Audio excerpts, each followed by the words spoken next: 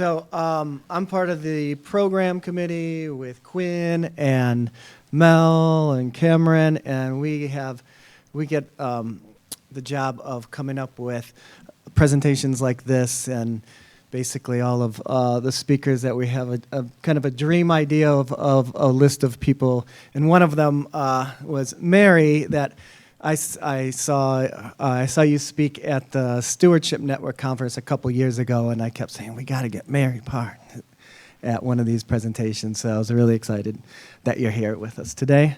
So I'm just going to read the PR from Mary. She's a fire ecologist and conservation associate for the Michigan Natural Features Inventory. We're big fans of MNFI peeps here. Mary has expertise in fire-dependent natural communities and the strategic use of prescribed fire to enhance biodiversity and support critical habitat for fire-adapted, rare, and endangered species. Raised in Southwest Michigan, Mary developed an early passion for plants and the ecology of natural systems. She earned her BS in Natural Resource Management from Grand Valley State University and spent her early career in the Great Plains and Midwest, where she honed her knowledge in large-scale prescribed fire, grassland management, and long-term ecological monitoring. In 2020, she returned to Southwest Michigan as a land manager at a biological field station where she spent 4 years overseeing conservation projects, leading prescribed fire operations, mentoring undergraduate students, and advancing the protection of rare and endangered species. During this time, she also earned an MS in biology from GVCSU, studying the impact of prescribed fire seasonality on plant composition in restored tallgrass prairies. Mary is a passionate educator, frequently delivering presentations on the intricacies of fire-dependent ecosystems and promoting the relevance of indigenous knowledge in natural resource management. She is a proud member of the Sault Ste. Marie tribe of Chippewa Indians, Ojibwa, and an active participant in the Michigan Prescribed Fire Council. So give a round of applause for Mary Parr.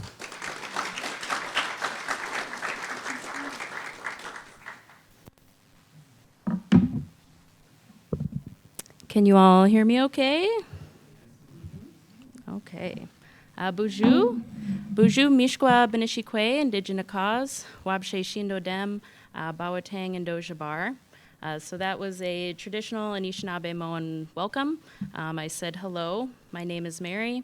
I'm a member of the Pine Marten clan, and I'm from the place of the Rapids, or Grand Rapids. And as Mike said, I'm a tribal member of the Sault Ste. Marie tribe of Chippewa Indians. So I'm excited to present to all of you today and talk a little bit more about cultural fire and how we've kind of had some recent collaborations to hopefully instigate some more prescribed fire that can be done in a good way. And so it sounds like a lot of you are very familiar with Michigan Natural Features Inventory. For those of you that aren't, our mission is to guide the conservation of Michigan's biodiversity by providing the highest quality scientific expertise and information. And so we are Michigan's state heritage program. So every state throughout the United States and Canada has natural heritage programs that monitor, conduct research, and provide conservation planning for rare, threatened, endangered species, and also natural communities. And so we are housed in Michigan State University Extension, and so they help improve lives through an educational process that applies knowledge to critical issues, needs, and opportunities. And so a little bit more about me to get you guys familiar with myself. I thought Mike's introduction kind of covered a lot of it, but a lot of my passions and interests started with a fascination with plants, particularly native plants, and then it spread to the ecology of how all of that works and comes together. Not long after I discovered my love of plants, I found a love of fire. There's nothing more exciting than something burning, and so that really captivated my heart, and I continued to follow my interests. I also have a love of my cultural heritage. So I didn't grow up on a reservation, and I didn't grow up with a lot of cultural influences. Probably around when I was 18, my mom kind of started her own journey in reconnecting with her culture, and so that carried through with me and my siblings. And so for me, being so interested and invested in ecology, I've just discovered so much parallels with that. And so sometimes I often feel a little weird sharing this information, but through a lot of encouragement of other Indigenous people, I think it's really important to bring this message to you and to whoever cares to hear. And so this is just a disclaimer of this presentation. I'm not sharing anything too earth-shattering or super culturally specific. A lot of this I've found through my own research, through reading books, through researching, and talking with different members of the community. So if I can learn it, you can all learn it too. So, all right. So firstly, I want to give some background about the Anishinaabe, because I'm going to be talking a lot about them. So this image, I know it's a little hectic, but this is the regional territory of the Anishinaabe highlighted. So you might be able to see Lake Michigan and some of the local geography, but I'm going to be talking about the Ojibwa, Odawa, and Potawatomi. And so all three of those are kind of underneath the umbrella of Anishinaabe. And so while we are very similar and we share a lot of similar cultural practices and languages, there's also a lot of little differences. Every tribe is a little different. Every tribe is a little different in if they're federally recognized or state recognized, political structures, treaty history, land bases and reservation sizes. So I'm going to be a little broad with what I'm describing, but I hope this encourages you to look a little bit more closely at the different tribes around you and learn more about them.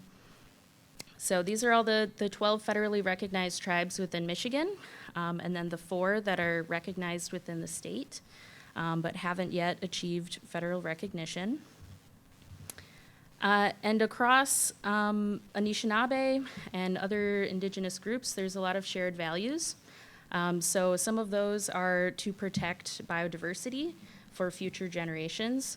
One of those concepts is 7 generations. So thinking about how your decisions today will impact the people 7 generations ahead from you, and then also how your ancestors would think about that decision given their context up to 7 generations behind you. And so how can we protect biodiversity? How can we maintain our cultural heritage and that sovereign right to be able to hunt, fish, gather, and take part in management decisions of natural resources? So today I'm going to cover a little bit of background about the Anishinaabe, also some fire ecology, fire suppression, and then some recent Michigan Natural Features Inventory fire-related projects. So I'd like to acknowledge that the Anishinaabeg and other Indigenous peoples throughout the globe used fire since time immemorial, that fire has shaped the landscape that we know today, and that absence of that fire has caused a loss in biodiversity and an increase in catastrophic wildfires. So Ishkode is the Anishinaabemowin word for fire, and it has a lot of different translations. One of those is heart of the earth, Ode meaning heart. Another translation is the mechanism that makes things new again. And fire is a very powerful spiritual being. And there's different types of fire. Fires that are used for campgrounds versus fires that are used for sacred ceremonies.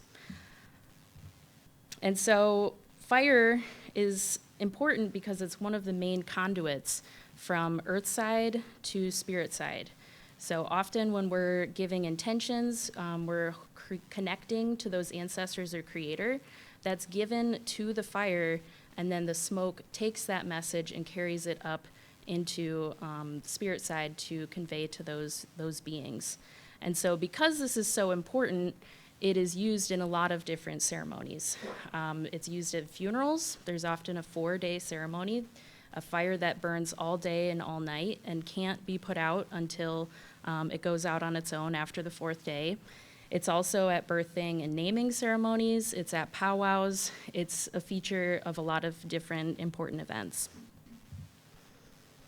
And so wintertime is usually a time that we start to share stories. And so I thought I would share the story of how fire was first brought to the Anishinaabe. So this story is about Ondeg, or crow. And so crow was a beautifully, flamboyantly colored bird that was just beautiful and covered in colors. And so crow happened to notice that one of the winters was very difficult and very cold for the Anishinaabe. And so crow decided to fly to Creator and ask Creator for help. And so Creator gave crow a branch that had fire on it. And so crow took that fire and flew all the way back down to the Anishinaabe. And while it was flying, the fire burned up and charred a lot of its feathers, erasing all the colors that it had. And so this was crow's sacrifice for the Anishinaabe to deliver this warmth and this powerful tool. And so today we see crow, and sometimes in the light you'll notice a different shimmer that you can see these colors. And so this was crow's gift to the Anishinaabe, but it did come with a warning, which was that if people ignored or disrespected the gift of fire, it would leave or worse, become harmful. And so this institutes the responsibility of the Anishinaabe to utilize this tool responsibly and to pay attention to it. Another important story related to fire is one of the biggest ones in Anishinaabe history, which is the migration that we had. And so this prophecy came to tribal elders in different bands throughout the eastern seaboard. The Anishinaabe had been occupying areas of New Brunswick all the way down to Maryland. And so when this prophecy came around 1000 AD, it was maybe about 200 years before first contact. And so this prophecy told them that there would be a light-skinned race that would come, that there would be a lot of new knowledge, new skill sets and new tools given to them, but there would also be a lot of hardship and destruction. And if they wanted to preserve their culture, they needed to move west. And so a lot of individuals considered this, and they decided, sorry, my slides. Some of them decided to go, and some of them decided to stay. The ones that decided to go, part of the prophecy was that this journey would start and end at a turtle-shaped island, and that they would know that they reached the final place because they would find food that grew on water, which we know is Menomin, or wild rice. And so they started their journey off near where Maine is, and took the St. Lawrence Seaway down all the way. There was a number of major stopping places that were important, where more prophecies were received that gave direction of where to go next. And by the time they got all the way down to St. Clair and Detroit area, there had been a lot of what they say births and deaths. So there had been probably about 100 years of migration. And so there was a little bit of dividing into different groups that had different talents. And so these were 3 different groups we call the 3 fires, or 3 brothers. The Ojibwa were the oldest brother, and these people were especially good at carrying the sacred scrolls, about keeping the faith, and keeping the faith strong. And so they're called the Ojibwa, also known as Chippewa. The Odawa was a second group that were very efficient traders and very good at acquiring provisions while they were making this migration, trading with other tribes and getting all the things that they needed for their journey. The Potawatomi is the third fire, the youngest brother, and they were the keepers of the sacred fire. And so they were the individuals that would hold the sacred fires that occurred at these different ceremonies, and they also carried coals with them along this journey. And so today, these are the three different groups, Odawa, Ojibwe, and Potawatomi, and the 12 different federally recognized tribes, all under the Anishinaabe umbrella. And so they did finish their journey. Some groups, as they got into Michigan, decided they were going to stop and stay where they were and create settlements and communities. Some groups continued up the western coast of Michigan into the Upper Peninsula. Some continued on into Canada around the north side of Lake Superior. Some went down the south side of Lake Superior.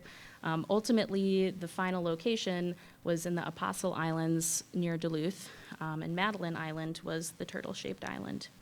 But as you saw in that first image I showed of the region of Anishinaabe, there's a lot of different settlers that settled in Canada, down through Chicago, through Michigan, down into some of the states below Michigan. So it's a pretty large range. So getting into a little bit of cultural fire ecology.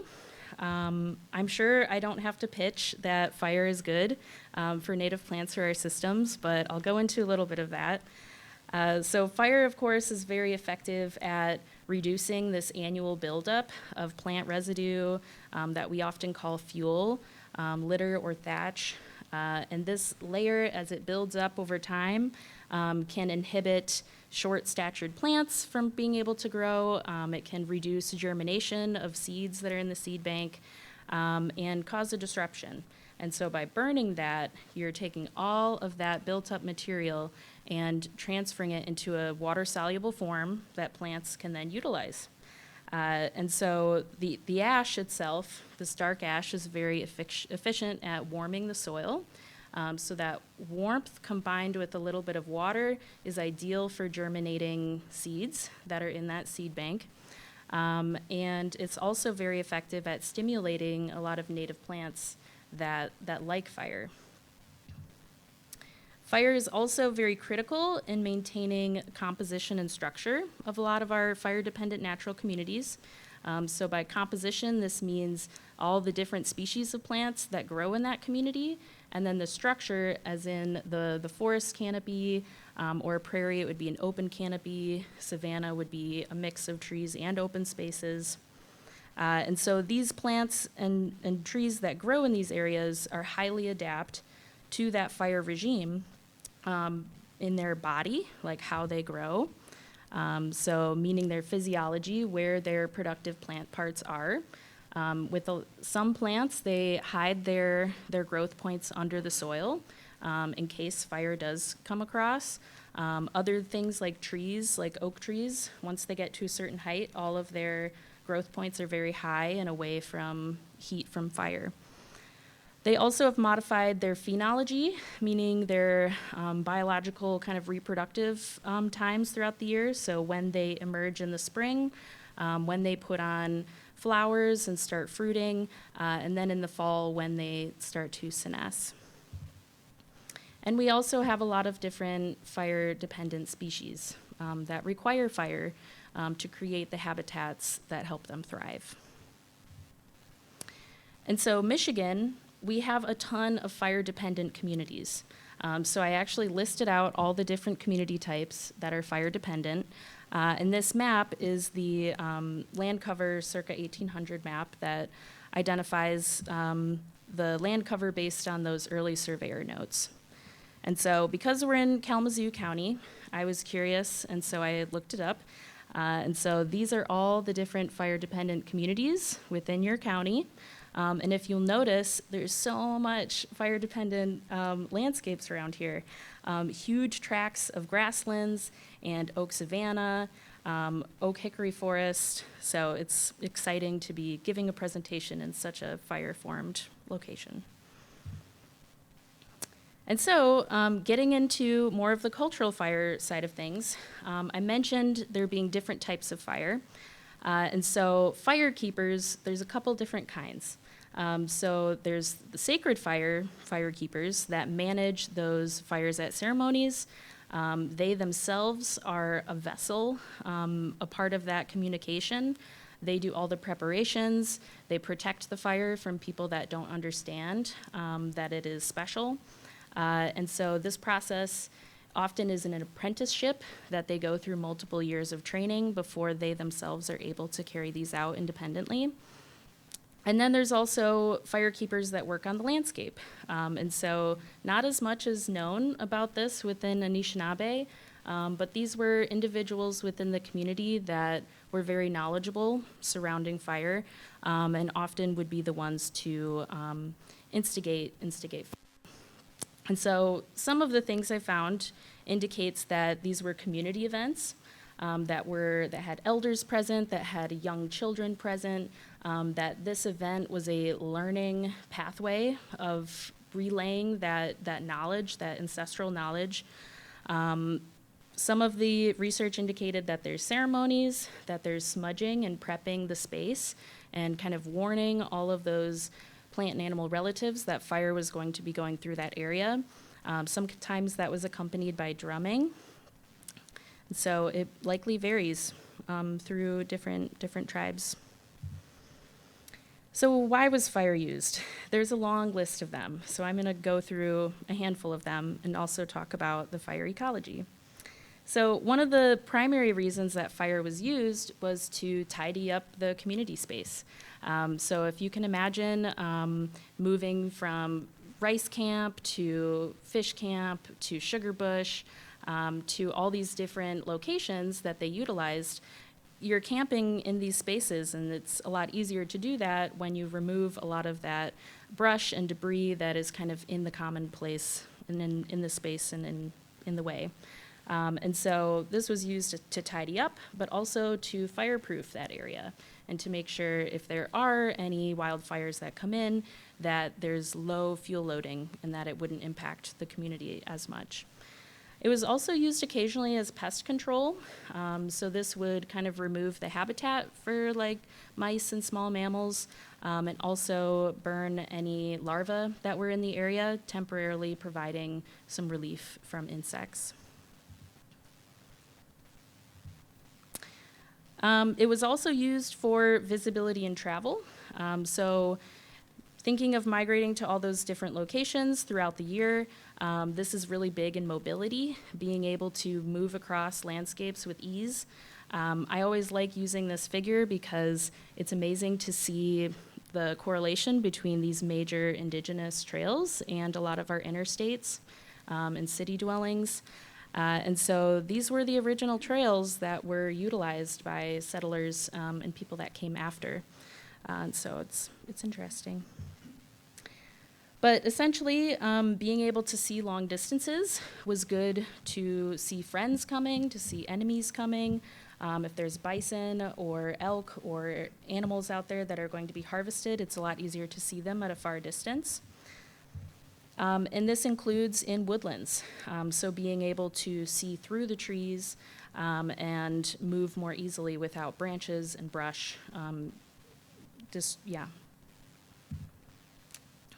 Fire was also used for berry production. So a lot of berries have a really beneficial response to fire, especially blueberries. So fire disturbance just stimulates like a very high amount of productivity in the years after. And it was explained to me by a colleague, Kurt Kittmuller, who learned this from the Fond du Lac tribe. But blueberries in particular, you kind of use the trick of your hand that when you don't have any blueberries and you burn, the first year the blueberry crop doubles. The second year it peaks even higher. The third year is when it's ultimately at its peak, and then the following years it slowly diminishes. And so usually by like around the 6th year, you want to be starting to burn that area again. And so what that's doing for blueberry plants is that their biology is to sucker, and they have rhizomes underground that pop above ground. And so by introducing fire to that area, it's removing a lot of those old or dead branches, it's recycling those nutrients, it's laying the ash that's going to warm the soil and stimulate all those suckers just underground. And then they're gonna come up and flush and germinate. And then you have a huge blueberry crop for the next 5-ish years. Another important thing is, if there's so much blueberries, the odds of that blueberry falling onto that perfect bed of ash and warm soil would be pretty great for blueberry germination as well. Fire was also used to manage forage for grazers and facilitate more successful harvests. So you can see in this picture that the grass in front is very green, so that was an area that was burned, and then the area behind is all the previous year's residue of that grass. And so bison, they're attracted to the highest quality forage, so they can taste whether something is nutritious or not. They also really love this super tender grass that's very easy to bite and process. So it's kind of funny because, a lot of our lessons had said, like, the Native Americans followed the bison, but really the bison followed our fire. And so this is an efficient way of being able to burn large swaths of areas and then know that the bison are going to be there and going to be cycling back to that area throughout the entire season. And so this fresh, nutritious grass is also making more healthy bison. And so thinking about food as in medicine is you want to really tend and take care and steward those things so that you have healthier foods. Fire was also used for agriculture within the Anishinaabe. For a long time, I thought that a lot of indigenous agriculture was more reserved to like the southeast, where they had a lot longer growing seasons, but agriculture was everywhere among the Odawa, particularly in the northern lower peninsula. Actually, one of the largest garden beds was near St. Ignace. It was 7 miles long, and they would rotationally grow the Three Sisters. So growing in an area for several years as long as it provided, and then identifying new areas that they would use fire to burn through and then seed in to those areas as well. So fire, of course, it's repetitive, I know, but it's creating that really rich, nutritious bed, warm soil, great germination, and stimulating the plants. So this is an image I found of some agriculture, some corn that was being used. I also discovered that this growth of corn, rice, and beans was very influential in the fur trading time. So when people first came here, they didn't have a lot of food resources, and so trading with the Odawa was huge in facilitating an economy in Michigan. And just another image to remember that people are still doing this. They're still growing heirloom varieties and still connecting in that way. Fire was also used to stimulate the production of certain materials that were used for tools and basketry and home building.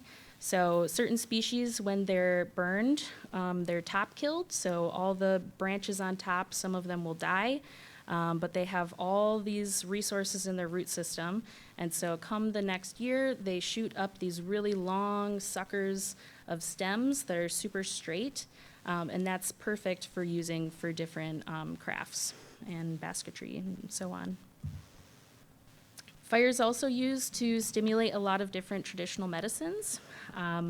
So bearberry, sweetgrass, those are just two. But sweetgrass specifically is a cool season grass that likes to grow first thing in the spring and then in the fall. But because it grows so densely, when you don't pick all of it and you leave some for the next year, it creates this mat, like a blanket, that covers the soil, and it actually impedes the new sprouts from coming up through it. And so fire is one way to maintain these beds and make sure that they stay healthy. And so, coming into this third part of the talk, a lot of this cultural fire practices began to change following colonization. So this is kind of one of the sadder parts of the talk, but I think it's important to talk about and to recognize and to make sure that everybody knows the full story of the history. So a lot of these practices were disrupted as soon as first contact, when a lot of disease spread throughout Indigenous communities. Some estimates are as high as 90% of the population passed away to these epidemics. Following that, there was a lot of different wars, American Indian wars, and so on. And shortly after that, European settlement, displacement of a lot of Indigenous people and their communities, and largely a lot of that land is converted to agriculture and then utilized for timber management. Further, boarding schools and intensive assimilation of these communities was very effective. And so the erasure of that cultural knowledge that had been curated and passed down for centuries was immediately lost in nearly one generation. So that is why, I present just this tip of the iceberg of what we know. But we know that there's so much more beyond just the few slides that I have. Fire suppression continued. So as early as 1817 were some of the first efforts to stop any form of fire across the landscape. And a lot of these messages were directed towards Indigenous peoples that were using fire responsibly. In 1910, the Forest Service had, an extra special ban that included a fine of over $5,000 and 2 years of imprisonment. So based on inflation, that would be about $150,000 today. And so you can imagine that's pretty effective at warding off people from utilizing fire. That would be very disruptive to a family that is already likely poor. Further, after 100 years of fire suppression, we had a lot of very catastrophic wildfires within the Great Lakes region, and this really sparked the crackdown on fire suppression. The Peshtigo fire, which is in Wisconsin, was one of the deadliest that occurred. So this was from a timber slash fire, likely sparked up from a train going by and throwing sparks, or sometimes fire was used to remove a lot of the debris after those harvests. But regardless, it created a massive firestorm that went across and impacted hundreds of people in several communities. And it's actually thought that some of the impact of this firestorm went up into the atmosphere. So the embers that were still burning went up into the atmosphere, crossed Lake Michigan, and came down on northern Michigan, burning it from one side to the other. And so Smokey the Bear comes on the scene and is pretty effective at suppressing fire further. And so today we're finding ourselves in a similar situation, now 200 years without fire. In the western states, a lot of this fire suppression has occurred as catastrophic wildfires, whereas in the eastern part of the United States, a lot of it has resulted in forest succession and filling in of a lot of those open places, and also massification or the introduction of mesic trees into dry forests, ultimately reducing biodiversity.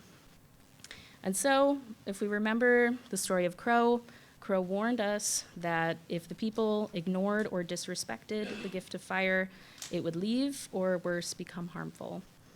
And so we have seen this, the loss of cultural fire, the loss of Indigenous culture, and ultimately the loss of biodiversity across our landscapes.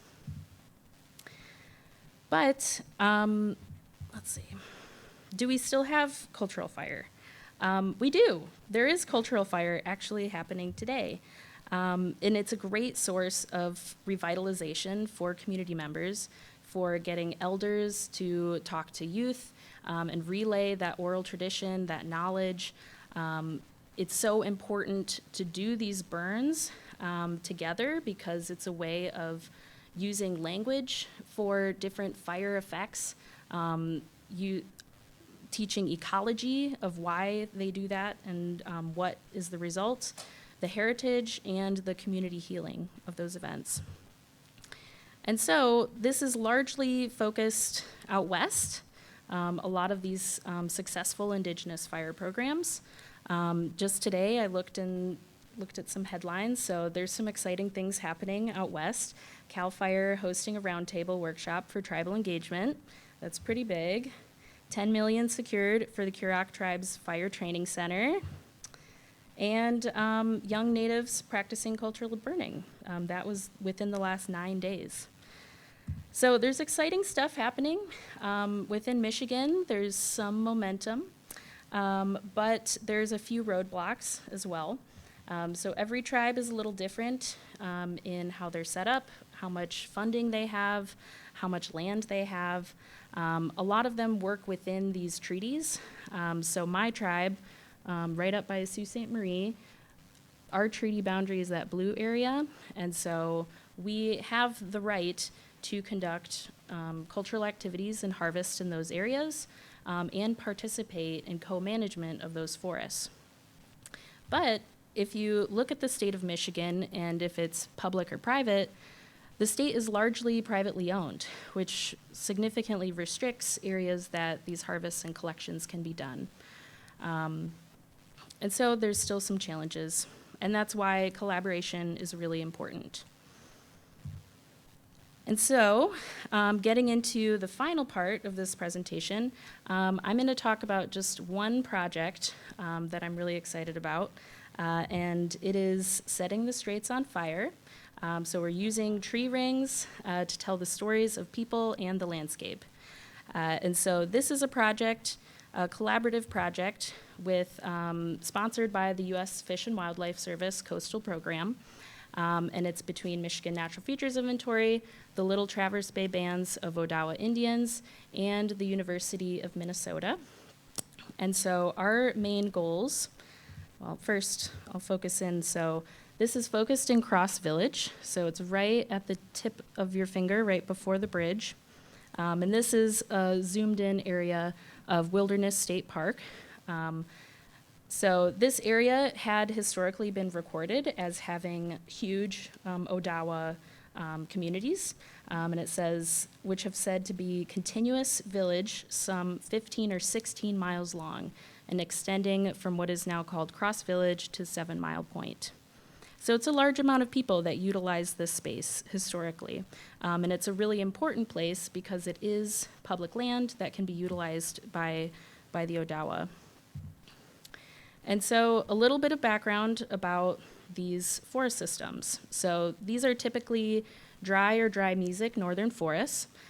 These forests are red pine dominated in a lot of cases. They largely occur very close to the Great Lakes coast and occasionally occurring inland.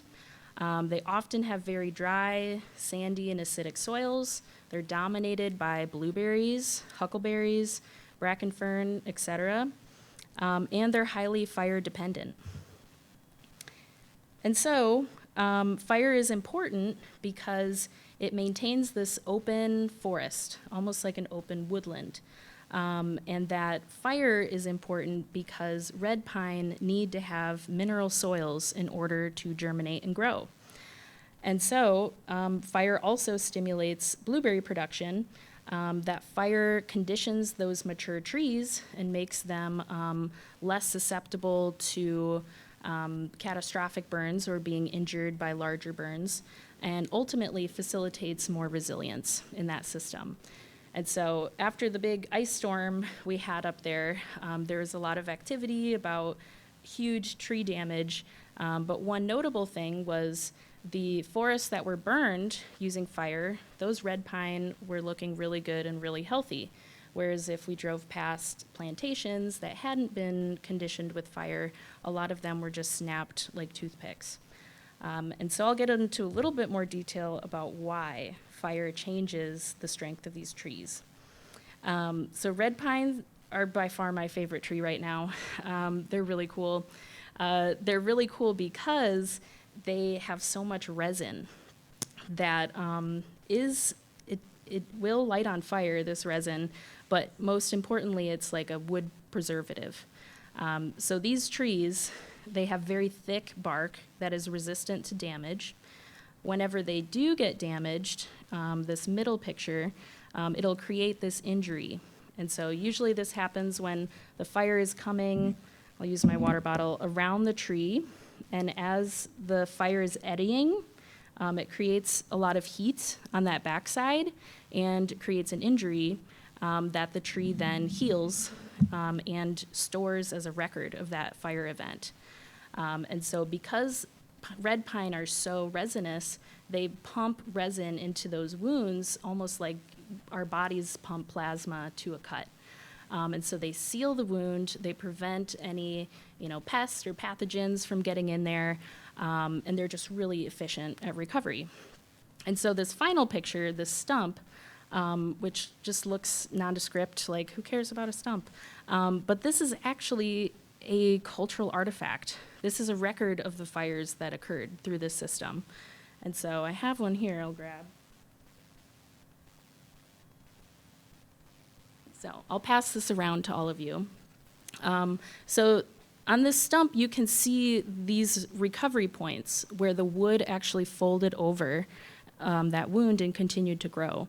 And the reason that this is only, one side of what used to be a big tree is because the resin preserved this wood. Whereas the backside that didn't have as much resin being pumped into it wore away. So we'll pass this around.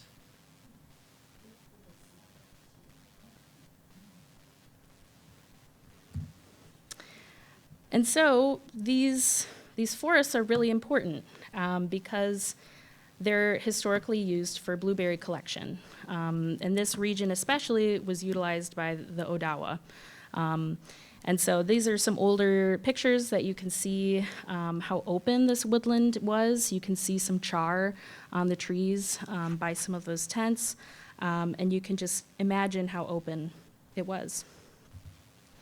And it's also interesting that this is the migration map of the Anishinaabe, and then the red is the region that red pine is today. This is where it lives in its range. So it's very interesting that both overlap. And so these forest systems, these blueberry plains, are culturally significant. They're fire dependent, but today they're often fire depressed. Suppressed, and they have a lot of understory growing in and inhibiting that sunlight to get to the forest floor. They're not getting that fire that rejuvenates the next cohort of red pine. So there's a lot of interest in management of these areas, in increasing forest health and resilience, increasing blueberry productivity for the community members, and also just to maintain biodiversity of these systems. So the goals of this project are to collect a lot of this traditional knowledge that is out there within the community. We're talking to the tribal preservation officers that work at Little Traverse Bay Bands. We're going to be hosting listening sessions for elders within the community to have a time to reflect upon what they remember when they were growing up and see what they have as far as remembering burning these places or burning for other reasons. We are going to be, we have collected a lot of these stump samples and are going to be feathering them together on a timeline so we can see how frequently these areas burned. And then we're also going to be updating a fire model that is helpful for identifying areas of where we should prioritize cultural fire. And so a lot of this field work is walking through these places. We're looking for these really old red pine And usually they have a super smooth trunk. Sometimes they're leaning on a certain direction. They get these really heavy branches at the top and have a crown that is almost umbrella-like. There's a fancy word for it. Jesse might know. Pagoda. Pagoda. We're also looking for trees that have fire scars. So these V's at the bottom showing injury. We're looking for those stumps that are being passed around. And then we're also looking for any culturally modified trees. So these are trees that have been injured for the point of getting that resin that's used to repair canoes, among other things. So by creating an injury, it makes the tree produce resin that you can then scrape off and utilize for other things. So we're going out, we're looking for stumps. This was a really cool spot because we called it the Three Sisters because each one of these stumps had about 10 to 11 fire events, which was really cool, and they're all next to each other. So we find the stumps. We usually try to find the ones that have the most scars. These stumps are very old. Sometimes they're dating back into the 1700s or 1600s. We use saws to cut them. We'll see if this will play.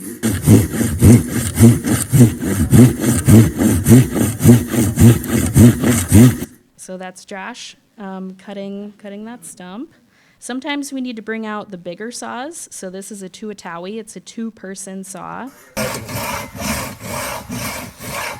I'm not pushing at all. I'm actually letting.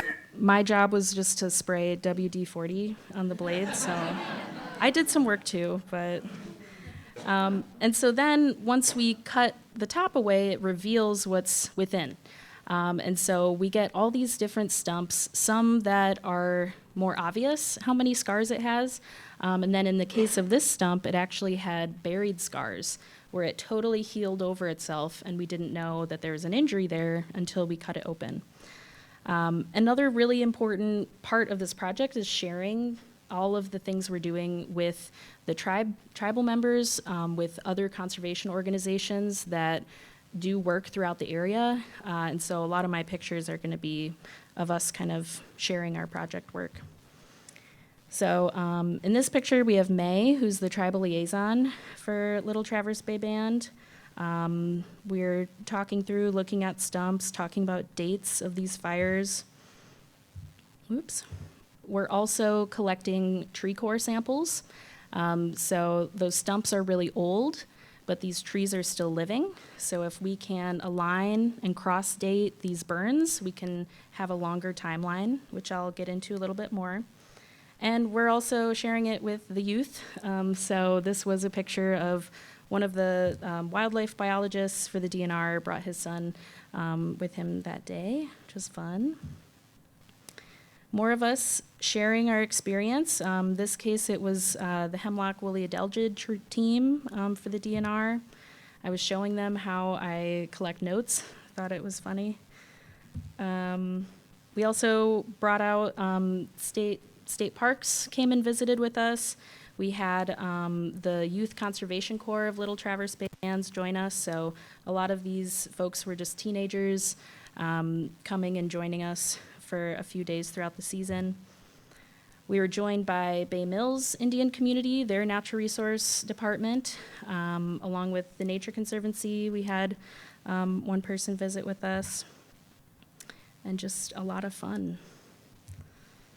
And then at the end of the season, we're left with all of these samples, which Kurt, who's going to be working for MSU, he's stuck with processing all of them, but he's going to teach us soon.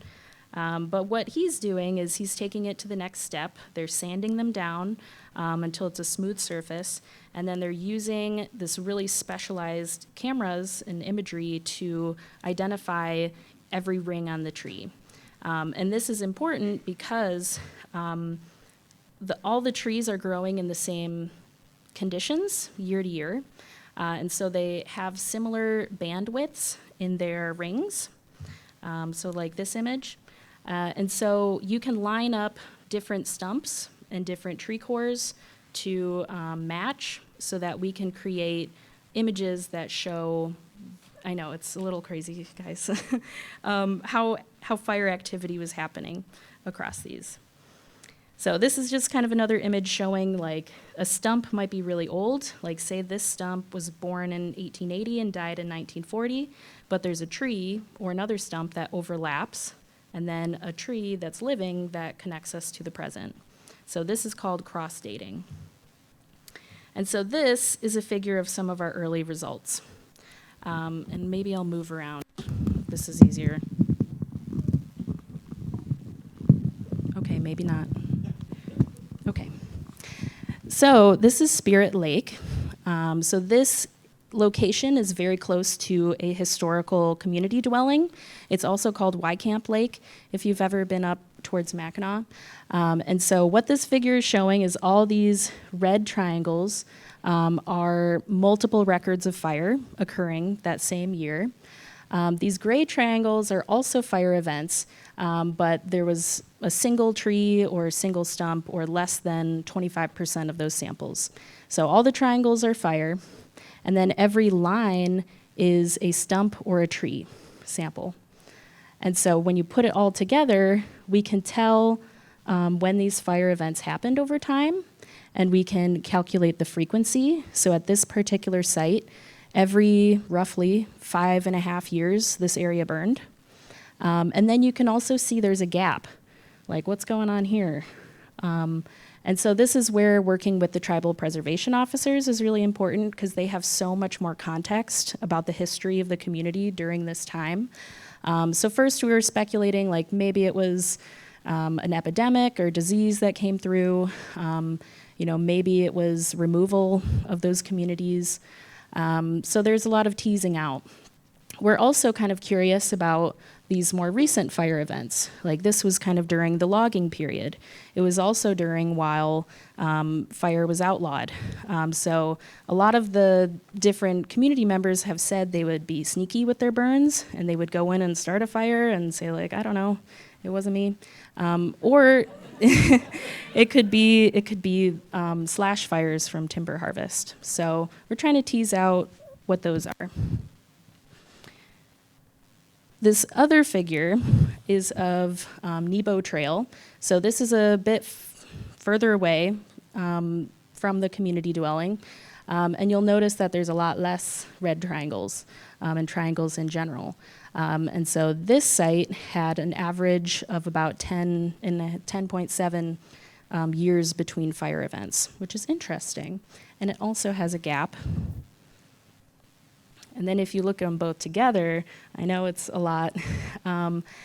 It's interesting to look at multiple sites and see what's happening. So in both cases, there's kind of a gap here. But we're still wondering like, there's fire happening here, but not here. What could be going on? But regardless, there's a lot of intentional fire happening. And so this is important because before dendrochronology was being used to identify these fire events, it was thought that these red pine dry northern forests only burned once every 100 years or, much larger times in between. But actually, they're burning very frequently. And so that's important when we're thinking about restoration and how to manage these spaces and what is a healthy rotation of using fire. And so,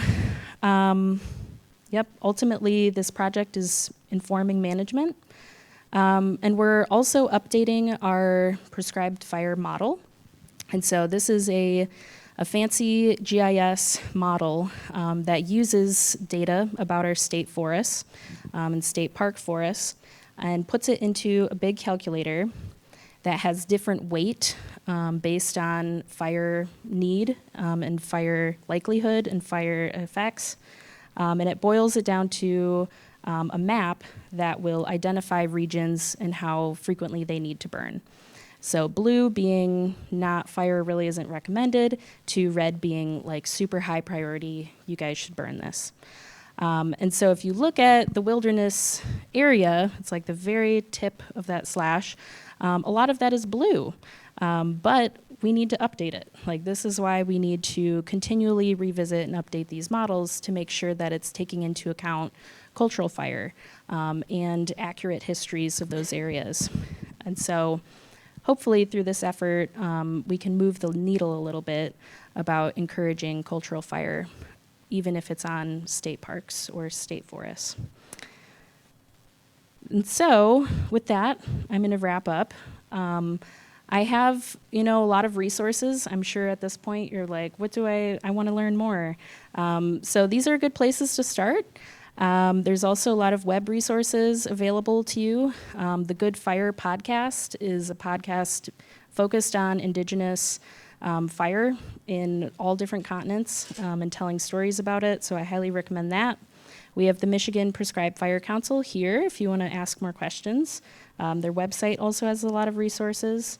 And our prescribed fire model. If you're curious about that, we have a story map that lays it all out.